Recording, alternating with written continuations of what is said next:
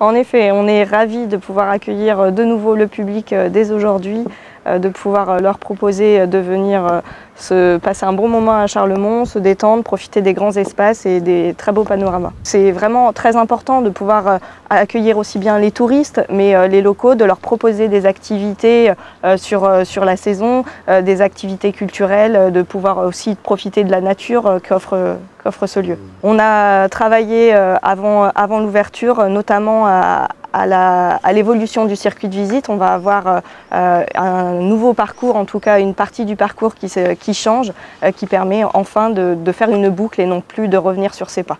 En tant que vice-président chargé du tourisme et président de l'office de tourisme, il va de soi que je me réjouis de cette évolution, en fait, cette ouverture symbolisée aujourd'hui par l'ouverture de Charlemont qui démarre en quelque sorte les événements touristiques, et à juste titre, puisque Charlemont, comme je le dis souvent, c'est le navire amiral du tourisme de la Pointe. Mais progressivement, on va voir, la semaine prochaine, ça va être le Charlemagne qui va reprendre la Meuse, avec tout un programme notamment de repas sur le bateau. Donc tout cela va être, je pense, extrêmement attractif, non seulement pour les habitants de la Pointe, mais aussi pour les touristes. Et puis, progressivement, les différentes communes de la Pointe vont réactiver leurs activités qui jusqu'ici étaient entravées. On avait l'impression un peu d'être enterrés, et là maintenant, on a une sorte de résurrection de la Pointe. Et puis avec le beau temps que nous avons, particulièrement net aujourd'hui, nous sommes vraiment très confiants. Donc le public peut se rendre à Charlemont à partir d'aujourd'hui tous les jours, donc du mercredi au dimanche pour le mois de juin, de 10h30 à 18h30. Le site est accessible en partie gratuitement. Donc sur la partie gratuite, on a toujours notre bâtiment d'accueil avec notre boutique, notre snack et puis nos salles d'exposition. On a également une aire de jeu pour le jeune public. Et puis pour la partie payante, sur la Pointe Est, on propose des visites libres ou guidées, et d'autres produits, d'autres animations. Donc cette année, il y aura deux événements importants. Les 17 et 18 juillet, l'événement qui s'appelle Charlemont remonte le temps.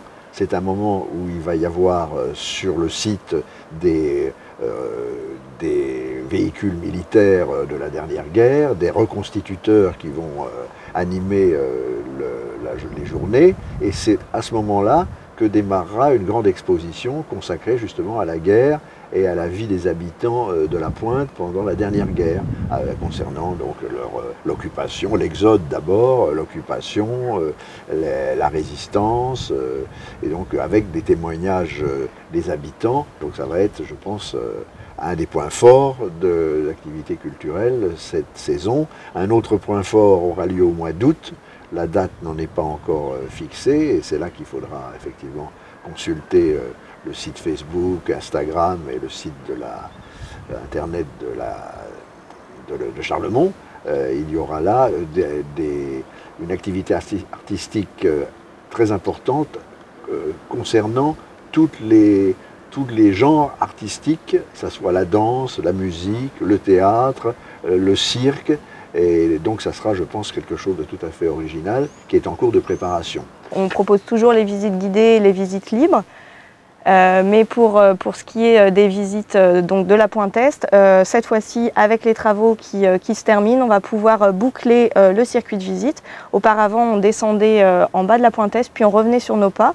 Maintenant, on va pouvoir emprunter les fossés, découvrir donc cet espace un peu sauvage et naturel, avoir des points d'intérêt sur le glacis, sur la gestion environnementale, sur la gestion aussi, ce qui était des fossés, l'escarpe, la contre-escarpe, mais aussi faire un zoom sur les travaux de restauration, ce que c'est que restaurer une citadelle, et les travaux qui ont pu être menés par la communauté de communes.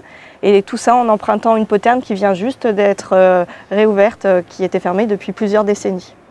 Je pense qu'un point fort, c'est même dans votre question, parce que c'est vraiment une découverte. C'est-à-dire que moi, je me suis rendu compte il y a peu de temps, pour l'avoir entendu d'une bouche tout à fait compétente, c'est qu'en réalité, nous faisons revivre Charlemont, je veux dire, par rapport au temps de l'histoire, c'est tout frais. C'est-à-dire que jusqu'ici, Charlemont, qui est un endroit magnifique, était peu connu, puisque c'était le domaine fermé et opaque des militaires qui l'occupaient. Donc ça n'existait pas du point de vue touristique. Donc je pense qu'un des points forts, c'est de venir découvrir un lieu touristique exceptionnel et inconnu. Alors qu'ils viennent découvrir ou redécouvrir, puisque donc on a des nouveautés. Le site est quand même exceptionnel par sa taille, par son patrimoine. On balaye plusieurs siècles d'histoire militaire, d'histoire fortifiée. Les panoramas qu'il offre également. Et puis tout ce qui est proposé à côté au niveau des animations, des événements. On propose des produits pour les enfants, des ateliers, venir fêter son anniversaire. Il y a toujours plein de choses à faire à Charlemont. Donc bien suivre l'actualité, profiter de l'histoire du site et aussi de son paysage et de sa nature.